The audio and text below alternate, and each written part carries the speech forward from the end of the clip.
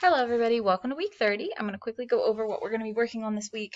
That way you understand what you are to be doing. So this week we are going back into Revit. We want to work on getting those floor plans kind of finished. So what I have for you is the floor plan assignment, and if I go over this in a little bit more detail, you'll see what I'm talking about. So at this point we've been working on the Revit Keystone Library model for a while, and you should be pretty far into the 3D model portion. What I want you all to work on this week is finalizing the design for each room in the Keystone Library floor plan. That includes adding windows, doors, and all other furnishings that you might need. In class, we will go over how to import BIM objects and Revit city items. So I'm going to show you how to do that. But you can see here are the requirements for submission.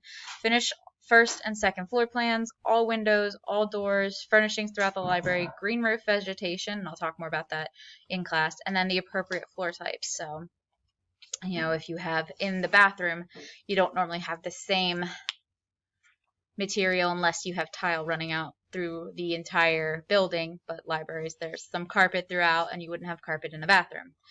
Here you can see the requirements for each floor plan again, just so that you know. Again, these are just the minimums. Please feel free to add more. For example, the second floor, open floor area for stacks and public restrooms. I recommend adding maybe a study room or two up there, or a chill area. Those aren't the only things. Those are the minimum that you need, but I recommend adding more than just that. To turn in, you're going to submit a screenshot of both the first and second floor for grading. They should be the floor plan view, so not the 3D model view. Either you can add them to a Google Sheet, one on top of the other, or you can attach them as pictures to the assignment. And then I have that turn in down at the bottom of this week, as well as inside that turn in, you'll see the submission requirements.